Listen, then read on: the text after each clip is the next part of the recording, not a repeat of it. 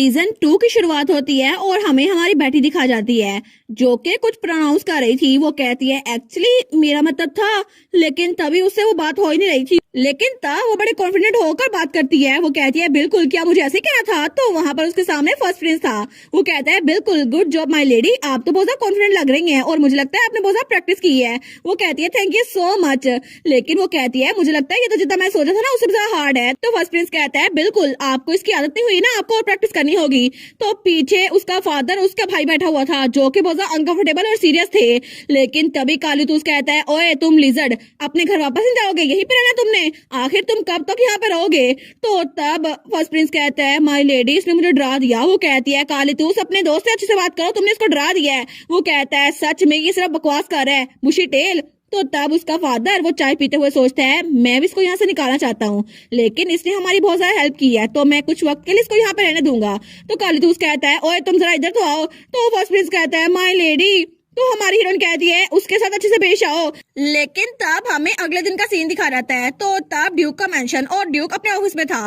वो कहता है क्या अब कहाँ से लेटर आए हैं? तो उसके सामने जो एडवाइजर थे ना वो कहते हैं रॉयल मैजेस्टी हिज हाइनेस ने भेजा है। तो फ्रेडरिक कहता है इसमें लिखा हुआ है कि जो कुछ भी हुआ ना पर्सन के रिलेटेड उसके बारे में उन्होंने बिल्कुल मना कर दिया है। उन्होंने कहा है कि वो भी विक्टिम थे। तो ड्यूक कहता है विक्टिम, कितना फनी है ना, लेकिन अब सच में तुमने वो किया जो मैंने ऑर्डर दिया था? तो फ्रेडरिक कहता है जी मास्टर, उसका ध्यान रख लिया गया है और हमने हमारे इलाके में जो भी ट्रेड आती थी ना उस सबको कैपिटल में जाने से रोक दिया है और अब इस बात का नुकसान कैपिटल में बहुत ज्यादा होगा।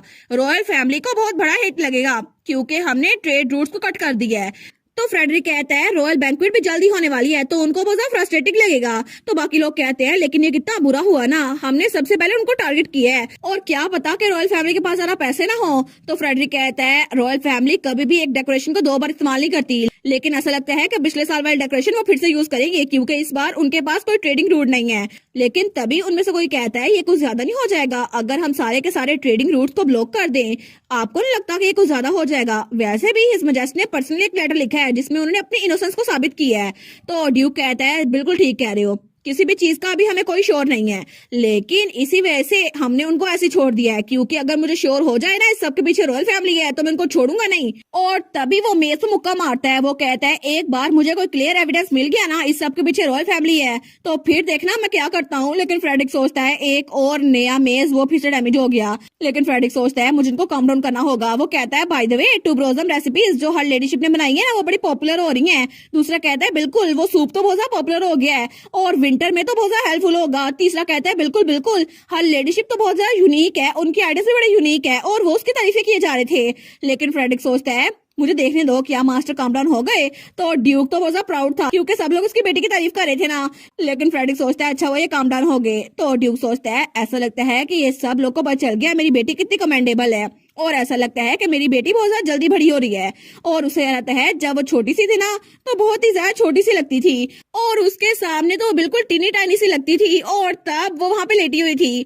तो जब बेटी 1 साल की थी ना तो उसकी वाइफ वो कह गई थी ऑकवर्ड ना होना, उसके साथ क्लोज होने की कोशिश करो। और स्ताशा उसकी वाइफ बेटी के साथ उसको छोड़ गई थी, इसीलिए उसके पास कोई चॉइस नहीं थी कि बेटी के करीब रहे। लेकिन तब वो अपनी बेटी को देखता है, वो सोचता है ये तो सच में बहुत ज्यादा छोटी है, मुझे लगता है अगर मैं इसको टच भी किया ना तो ये डर जाएगी। लेकिन तब वो उसकी तरफ हाथ बढ़ाने लगता है लेकिन वहीं पर रोक लेता है। तो हमारी हीरोइन अपनी गिलहरी वाली फॉर्म में अपने फादर की तरफ देखती है, वो कहती है कू, लेकिन तब वो आगे बढ़ती है तो उसका फादर तो बिल्कुल फ्रीज हो गया था क्योंकि वो उसके फादर के हाथ पे चढ़ाई थी तो उसके फादर का हाथ कांप रहा था। वो सोचता है ये मेरे हाथ पर चढ़ गई है, मैं क्या करूं, ये तो बिल्कुल छोटी सी है, अगर नीचे गिर गई तो। लेकिन तब वो अपने फादर के हाथ पे इधर उधर चक्कर लगा रही थी। वो सोचता है ये इर्द गिर्द क्यों घूम रही है गोल दायरों में। लेकिन तभी वो एक जगह रुक गई थी। वो सोचता है ये रुक भी गई, लेकिन तभी हमारी हीरोइन वो वहां पर आराम से लेट गई थी तो उसको तो वो बड़ी प्यारी लग रही थी। वो सोचता है कितनी क्यूट है ना। लेकिन तब वो उसकी बॉडी पे फिंगर लगाते हुए कहता है आराम सोना मेरी प्यारी बेटी। लेकिन जैसे वो उसको टच करता है ना तो हमारी हीरोइन की आंखें खुल जाती है। वो कहता है ओ डियर क्या मैंने तुम्हें जगा दिया, मुझे माफ कर दो। लेकिन हमारी बेटी वो अपने फादर की फिंगर उसको रब करती है तो वो तो बड़ी क्यूट सी थी और तब वो स्माइल कर रही थी। तो उसका फादर वो सोचता है जिस वक्त मैंने अपनी बेटी को स्माइल करते हुए देखा ना मुझे पता चल गया मेरी बेटी कितनी प्यारी है और उसी दिन मैंने डिसाइड कर लिया कि मुझे चाहे कुछ भी करना पड़े मैं अपनी बेटी के लिए करूंगा और वो प्रॉमिस मैंने अभी तक नहीं बदला, चाहे वो जितनी मर्जी बड़ी हो जाए। लेकिन तब वो कहता है फ्रेडरिक, तो फ्रेडरिक कहता है जी मास्टर वो कहता है मुझे लगता है कि मुझे अपनी बेटी को वार के लिए रिवार्ड देना चाहिए, तो उसको लेकर आओ। लेकिन तभी दरवाजे पे दस्तक होती है। वहाँ पे बैठी और उसका भाई काली दोस्त था, तो तब दरवाजा खोलते हुए कहती है फादर क्या आपकी मीटिंग चल रही है? मुझे माफ कीजिएगा, मुझे पता नहीं था, तो मैं बाद में आऊंगी। तो तब वहाँ जल लगती है, तो उसका फादर कहता है बिल्कुल नहीं, मीटिंग खत्म हो गई है, बस अभी खत्म हुई है। तो उसके एडवाइजर कहते हैं अच्छा ये खत्म हो गई, लेकिन बेटी वहाँ पर आ गई थी। तो वो कहती है अच्छा मुझे आपको कुछ देना था फादर, लेकिन तभी एडवाइजर वहां चले गए थे क्योंकि उन्होंने हिंट ले लिया था। तो तब वो कहती है मैं आपके लिए ये पोशन लेके आई हूँ जिसकी वजह से फटीग कम हो जाती है, ठीक है? तो उसका फादर कहता है सच्ची तुम इतनी दूर से मेरे लिए लेके आई हो? वो कहती है ऑफ कोर्स। तो काली तो कहता है बुशी टेल मेरा पोशन कहाँ पर है? तो तब उसका फादर बड़ा खुश था कि मेरी बेटी मेरे लिए पोशन लेकर आई है, लेकिन हमारी हीरोइन कहती है मैं तुम्हारे लिए बाद में बना दूंगी।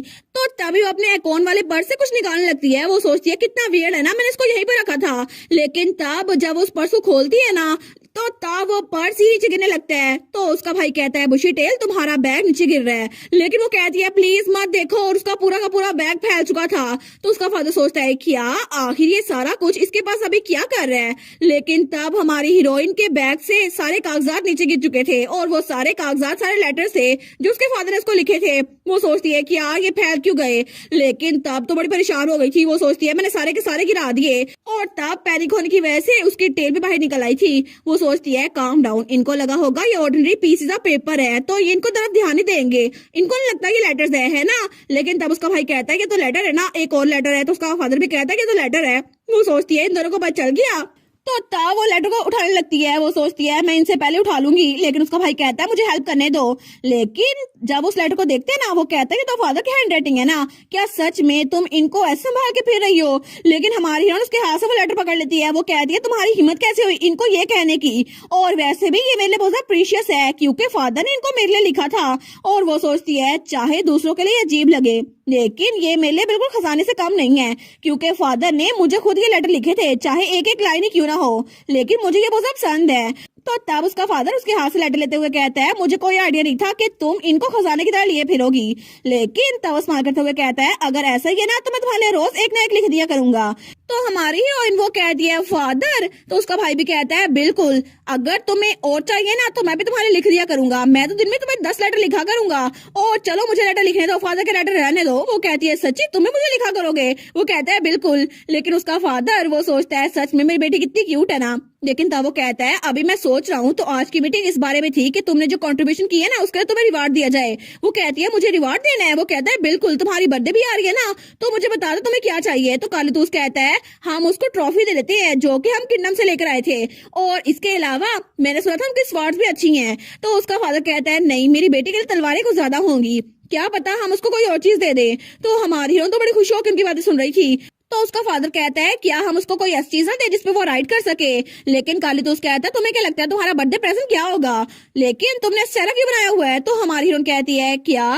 तो वो कहता है तुम्हारी बर्थडे, क्या तुम्हें कभी गिफ्ट नहीं मिले? क्या अच्छा ऑप्शन नहीं है? वो कहती है ऐसी बात नहीं है, लेकिन क्या सच में बर्थडे को सेलिब्रेट किया रहता है? मैंने तो कभी भी सेलिब्रेट नहीं किया, मैं तो सिर्फ बुक्स में पढ़ा था, जैसे कि टूथ फेरी या फिर फेरी गॉड मदर, मैंने तो कभी बर्थडे सेलिब्रेट ही नहीं किया। तो उसका फादर और ब्रदर कहते हैं क्या? लेकिन तभी उसका भाई कहता है तुम क्या कह रही हो, हर साल तुम्हारी बर्थडे मनाई जाती थी। तो उसका फादर कहता है बिल्कुल, मैंने पिछले साल तुम्हें एक ड्रेस भेजी थी जिसमें बहुत ज्यादा एम्ब्रॉयडरी की हुई थी, जिसमें जेमस्टोन थे। वो कहती है लेकिन मुझे तो याद नहीं पड़ता कि मुझे ऐसा कुछ मिला हो, मुझे तो याद नहीं पड़ता कभी किसी ने मेरी बर्थडे सेलिब्रेट की हो। क्या सच में बर्थडे पार्टीज एग्जिस्ट करती हैं और बर्थडे केक भी? लेकिन तब उसका फादर और भाई तो बड़े गुस्से में आ गए थे। वो कहते हैं क्या उसकी इतनी हिम्मत? तो हमारी यहाँ कहती है कालीतूस, तो उसका भाई कहता है मैं उसको जान से मार डालूंगा, हालांकि वो पहले ही मर चुकी है लेकिन फिर भी मैं उसको जान से मार डालूंगा। तो उसका फादर कहता है बिल्कुल, मुझे लगता है मैंने उसे बहुत ज्यादा आसानी से मरने दिया। तो वो कहती है फादर आप भी प्लीज काम डाउन ना। लेकिन उसके डैड और भाई को तो बड़ा गुस्सा आया हुआ था कि उसने कभी भी बर्थडे सेलिब्रेट नहीं होने दी। लेकिन तब थोड़ी देर बाद उसका डैड ने फिर से मीटिंग बिठा ली थी। वो कहता है आखिर उसकी हिम्मत कैसे हुई कि मेरी बेटी के सारे गिफ्ट तो उसने बेच दिया और उसको वो गिफ्ट दिया ही नहीं। तो वहां पर फ्रेडरिक और बाकी लोग भी थे। वो कहते हैं बिल्कुल, वो तो एब्सोल्यूट ट्रैश थी ना, आखिर वो एक 8 साल की बच्ची का गिफ्ट कैसे चुरा सकती है। तो दूसरा कहता है बिल्कुल, वैसे भी मुझे लगता है कि बैटलफील्ड में आप तो हर बार उसको गिफ्ट भेजा करते थे।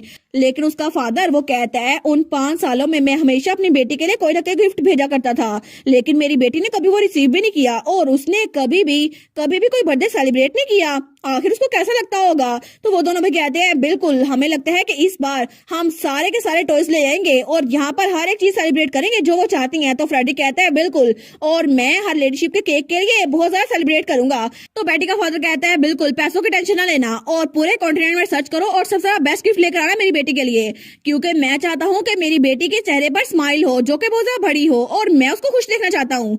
लेकिन दूसरी तरफ हमें काउंट जिलोट का मेंशन दिखा रहता है जहाँ पे वो चिल्ला रहा था। वो कहता है आखिर क्यों, आखिर मेरी सारी जिंदगी तबाह क्यों कर दी उसने।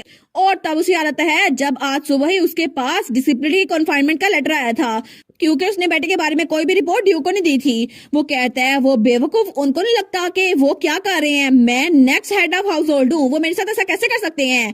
हालांकि मेरी आंखें गोल्डन नहीं है, ना ही मेरे पास लाइन वाले कोई फीचर्स हैं, लेकिन मैं इस फैमिली का ब्लड हूँ और मैं नेक्स्ट हेड बनूंगा इस फैमिली का। तो आखिर वो मेरे साथ ऐसा कैसे कर सकते हैं। अगर वो बच्ची यहाँ पर ना ही होती या फिर ड्यूक जंग में मर चुका होता तो ये हेड का टाइटल मेरे पास होता। तो तभी दरवाजे पे दस्तक होती है। कोई कहता है माय लॉर्ड, क्या मैं आपसे बात कर सकता हूँ। वो कहता है क्या बात है। तो बटलर कहता है आपका एक गेस्ट आने वाला है कैपिटल से। वो कहता है गेस्ट, आप तो मुझे बता रहे हो गेस्ट, मैं तो सबसे थक चुका हूँ। लेकिन वो कहता है इस बार कौन आने वाला है। तो बटलर उसके कान में कुछ कहता है। वो कहता है वेल, मैंने सुना था कि इस बार वो आ रहे हैं। तो काउंट जी लॉर्ड, वो कहता है तुम श्योर हो इस बारे में। वो कहता है जी जी बिल्कुल, और इस बार हमने खुद लेटर रिसीव किया है। तो वो लेटर उसके हाथ में देता है। तो काउंट जी लॉर्ड वो कहता है फाइनली, चलो स्नेक्स लगता है अपने सेंसेस में आ गए। फाइनली वो किसी ऐसे इंसान को भेज रहे हैं जो कि लायन हंट के लिए बिल्कुल जरूरी है। तो तब वो खिड़की से बाहर देखता है। वो सोचता है ठीक है, मैं इनकी बर्बादी अपनी आंखों से देखना चाहूंगा। और तब हमें अगले दिन का सीन दिखा रहता है जब हमारी बेटी वहाँ पे कोई बुक पढ़ रही थी। वो सोचती है फेरी स्टोन्स, इनके बारे में तो मैंने पढ़ा था कि ये जिस जगह उगते हैं ना वहाँ पे प्लांट्स वगैरह उगते रहते हैं और ग्रीन कलर होता है हमेशा। लेकिन तब उस बुक की तरफ देखती है। वो कहती है इसमें लिखा हुआ है कि इसकी फाउंडेशन की वजह से मिराकल होते हैं और चाहे कोई जमीन कितनी भी बंजर क्यों ना हो वहाँ पे चीजें उगाती हैं। लेकिन वो बुक बंद करते हुए सोचती है एक फेरी स्टोन, अगर मुझे पता होता ना ये कहाँ मिलता है तो मैं अभी इसको यहाँ पे ले आती नॉर्थ में। लेकिन इसका नाम तो लेजेंडरी बुक्स में है, फिर भी ये कहीं ना कहीं तो एग्जिस्ट करता है ना, क्योंकि मेरे रीबोर्न होने से पहले एडिटर को काफी ज्यादा फेरी स्टोन्स मिले थे और उसने उसे नोबस को भेज दिया था। लेकिन उसने लोग की हेल्प नहीं की थी और बहुत सारे लोग उसको लेने के लिए बोली लगा रहे थे। लेकिन अगर वो फेरी स्टोन हमें मिल जाता ना तो यहाँ पर लोग कहत की वजह से मरते ही ना और ना ही किसी को भूख सताती। तो तब उसकी गुलहरी ने एक बुक पकड़ी हुई थी। वो सोचती है अगर मुझे रिटर से पहले वो ढूंढना है ना तो फिर मैं ढूंढ के रहूंगी ताकि वो फेरी स्टोन किसी और के पास न जाए। तभी दरवाजे पे दस्तक होती है। तो उसकी मेट कहती है माय लेडी, क्या आप अंदर है। वो कहती है हाँ बिल्कुल। तो उसकी मेट कहती है हिज ग्रेस आपसे मिलना चाहते हैं। वो कहती है फादर, लेकिन तब वो बाहर आ रही थी। वो सोचती है फादर ने मुझे यहाँ पर क्यों बुलाया, फादर ने मुझे इंडोर गार्डन आने के लिए क्यों कहा। मे भी वो चाहते हैं हम लोग इकट्ठे चाय पिए। लेकिन तब वो दरवाजा खोलते हुए कहती है फादर, मैंने सुना था आप मुझे बुला रहे हैं। लेकिन जैसे वो वहाँ पर देखती है ना वो तो बिल्कुल शॉक हो गई थी, क्योंकि तब वहाँ पे बर्थडे सेलिब्रेशन वाला पूरा सामान था। वो कहती है वाह ये क्या है, और वहाँ पे जो केक था ना वो भी बड़ा जबरदस्त लग रहा था। तो तब उसका फादर कहता है क्या तुम्हें ये पसंद आया, ये सब कुछ मैंने तुम्हारे लिए प्रिपेयर किया है मेरी प्यारी बेटी। तो वो कहती है सच्ची, ये कितना प्यारा है ना, लेकिन आज तो मेरी बर्थडे नहीं है। और वहाँ पे एक क्लाउड उड़ रहा था। वो कहती है पिंक कलर का क्लाउड देखो सही। लेकिन उसका फादर उस क्लाउड को पकड़ते हुए कहता है वेल ये कोई इतना स्पेशल नहीं है, लेकिन हमने तुम्हारे लिए ये सब कुछ अरेंज किया है क्योंकि तुम्हारी पहले कभी बर्थडे नहीं मनाई गई ना इसीलिए। और ये क्लाउड नहीं है, ये कॉटन कैंडी है जिसको हमने मैजिक की मदद से फ्लोट करवाया था और इसको ट्राई करो ना। तो हमारी हन कहती है ओके। वो सोचती है ये कॉटन कैंडी है, क्लाउड नहीं है। लेकिन जब उसको खाती है ना वो कहती है ये तो बड़ा टेस्टी है, ये तो मेरा मुंह में घुल गया। और तभी उसकी मूछें बन गई थी। लेकिन तभी उसका फादर हंसने लग जाता है। वो कहती है फादर क्या हुआ, हंस क्यों रहे हैं। तो उसका फादर कहता है नहीं कोई बात नहीं, फ्रेडरिक वो लेकर आओ जिसको मैंने प्रिपेयर करवाया था। तो वो कहता है जी मास्टर। लेकिन हमारे सोचती है इन्होंने ये सब कुछ मेरे लिए प्रिपेयर करवाया, इसके अलावा भी और चीजें हैं। लेकिन तभी वहां पर कोई चीज आ रही थी। तो हमारी उसको देखती है। वो कहती है वाओ, क्योंकि वहां पे एक यूनिकॉर्न का बच्चा था जो कि बहुत क्यूट था। वो कहती है ओ माय गॉड, क्या सच में यूनिकॉर्न है, मुझे तो बहुत क्यूट लगता है ये। तो तब उसका फादर कहता है बिल्कुल ये तुम्हारे लिए प्रिपेयर करवाया है। तो वो उसको गले लगाते हुए कहती है ये तो कितना क्यूट है ना, क्या तुम उसे हेलो बोलोगे, नाइस टू मीट यू। लेकिन तब उसका फादर कहता है अच्छा बस को ये पसंद आया। तो फ्रेडरिक सोचता है इन्होंने इतनी ज्यादा मेहनत की थी ये सब कुछ करवाने में। लेकिन तब हमारी हीरोइन तो उस घोड़े के ऊपर राइड कर रही थी। वो सोचती है कितना क्यूट है ये, अब तो मैं खुद इस पे राइड कर सकती हूँ, अब काली तो उसकी जरूरत नहीं पड़ेगी। लेकिन उसका फादर उसको दूर से देख रहा था। तभी फ्रेडरिक कहता है मास्टर। वो कहता है हाँ क्या हुआ। वो कहता है असल में मुझे माफ कीजिएगा लेकिन एक गेस्ट आए हैं, आपको अभी जाना होगा और मैंने आपको पहले बताया नहीं, लेकिन आपकी मीटिंग भी होने वाली है। वो कहता है ठीक है। तो वो बेटी के पास आता है। वो कहता है मेरी प्यारी बेटी, मुझे काम के लिए जाना होगा, मुझे माफ करना कि मैं तुम्हें यहाँ पर छोड़ के जा रहा हूँ। तो बेटी कहती है नहीं नहीं कोई बात नहीं। तो तब उसका फादर जाने लगता है, तो वो घोड़े से उतरती है, वो कहती है एक मिनट फादर, और तब उसके सामने ग्रीट करते हुए कहती है थैंक यू सो मच इस सब के लिए, और मैं आपको थैंक यू बोलना चाहती हूँ क्योंकि ये सब कुछ बहुत ज्यादा ग्रेट था। लेकिन जब अपने फादर को देखती है ना, तो उसका फादर तो बहुत ज्यादा सैड था। वो सोचती है क्या फादर सैड क्यों है, लेकिन उसका फादर सोचता है इसको वही सब कुछ मिल रहा है जो उसको मिलना चाहिए था, क्योंकि बचपन से लेकर अब तक मैंने इसको बहुत सारी चीजें भेजी थी, लेकिन इसके लिए सब कुछ बिल्कुल नया है। तो वो उसके सामने बैठते हुए कहता है तुम्हें मेरे सामने इतना पोलाइट होने की जरूरत नहीं है, ठीक है, और अगर अगर तुम आगे से मेरे सामने स्माइल करोगी ना, तो मेरे लिए यही बहुत बड़ा गिफ्ट होगा, और तुम मुझे थैंक यू ना बोलना, ठीक है। और तब उसको गले लगाता है। वो सोचती है ब्राइट स्माइल, क्या ये चाहते हैं मैं स्माइल करूं, लेकिन क्या ये काफी होगा अगर मैं इनको थैंक यू ना बोलूं। तो तब वो थोड़ा पीछे होती है, वो सोचती है ठीक है अगर ये यही चाहते हैं ना तो मैं यही करूंगी। वो कहती है ओके फादर, और इसको मुझ पे छोड़ दें क्योंकि अब से मैं हमेशा आपके सामने स्माइल करूंगी। और तब अपने फादर को स्माइल करके दिखाती है। वो कहती है अब से जब भी आप मुझे कुछ भी देंगे ना, तो मैं आपको ब्राइट स्माइल करके दिखाऊंगी ताकि आपको पता चले मैं कैसा फील करती हूँ। तो उसका फादर उसको देखता है, लेकिन तब उसका फादर वो फीकी स्माइल करता है। वो कहता है गुड, ये ठीक होगा क्योंकि मैं वो सारे के सारे साल तुम्हें लुटा नहीं सकता, लेकिन कम से कम मैं अभी तुम्हारी स्माइल तो देख सकता हूँ ना। और तब हमें रात के वक्त ड्यूक का मेंशन दिखा जाता है, लेकिन तभी वो लोग ऑफिस में थे और कालीतूस भी वहां पर था। तो फ्रेडी कहता है मास्टर, रॉयल डेलीगेट यहाँ पर आने वाले हैं फंड्स के बारे में बात करने के लिए। तो कालीतूस कहता है कितना ऑब्वियस है ना कि वो हमें पैसे नहीं देना चाहते, हमने जंग में जाके इतनी कुर्बानियां दी, लेकिन वो लोग अब फंड्स देने से भाग रहे हैं। तो ड्यूक कहता है मुझे लगता है ये बहुत ज्यादा इंटरेस्टिंग है क्योंकि इस बार जो लोग आ रहे हैं ना वो बहुत ज्यादा इंटरेस्टिंग है। तो कालीतूस कहता है क्या मतलब कौन आ रहा है, लेकिन जैसे वो डॉक्यूमेंट को देखते हैं ना, वो कहता है एक मिनट, इसका मतलब है ये आदमी यहाँ पर इसका नाम क्या कर रहा है। लेकिन तब उसको बड़ा गुस्सा आ रहा था। तो फ्रेडी कहता है उनके लिए यहाँ आना बिल्कुल जरूरी है, और अब फाइनेंशियल इशू है ना, तो मुझे लगता है कि वो पता नहीं किस वजह से यहाँ पर आ रहे हैं, क्योंकि सेकंड प्रिंस जो कि क्राउन प्रिंस भी हैं रिटर, वो यहाँ पर खुद विजिट कर रहे हैं। लेकिन तब ड्यूक कहता है अच्छा, वो कितना बोल्ड है ना कि खुद लाइन की टेरिटरी में आ रहा है, लेकिन उसने मेरी बेटी से एंगेजमेंट करने की कोशिश की थी, और उसकी इतनी हिम्मत कि इस सब के बावजूद भी यहाँ खुद अपने कदमों में चल के आ रहा है। लेकिन तब वो खड़ा होता है, वो कहता है चलो ये अच्छा हुआ क्योंकि उसने मुझे वहां जाने से रोक लिया। तो तब वो कहता है फ्रेडरिक, तो फ्रेडरिक कहता है जी मास्टर। तो ड्यू खतरनाक औरा के साथ कहता है हमारे गेस्ट को वेलकम करने की तैयारी करो क्योंकि वो जल्दी यहाँ पर आने वाला है। और तब वो कहता है मैं चाहता हूँ कि हमारे कैपिटल से आने वाले स्पेशल गेस्ट को ग्रैंड वेलकम किया जाए, तो उसकी तैयारी अच्छे से कर लो क्योंकि उसको मैं से तो नहीं छोड़ने वाला। और इसी के साथ ये वाला पार्ट यहीं पर ख़त्म। तो आप लोग बताइएगा आप लोग को ये पार्ट कैसा लगा, और वीडियो को लाइक और चैनल को सब्सक्राइब लाजमी कीजिएगा। बाकी वीडियोस का लिंक भी स्क्रीन पर नज़र आ रहा होगा, तो काइंडली उनको भी चेकआउट कर ले। और thank you so much for watching my videos. Stay safe, bye bye.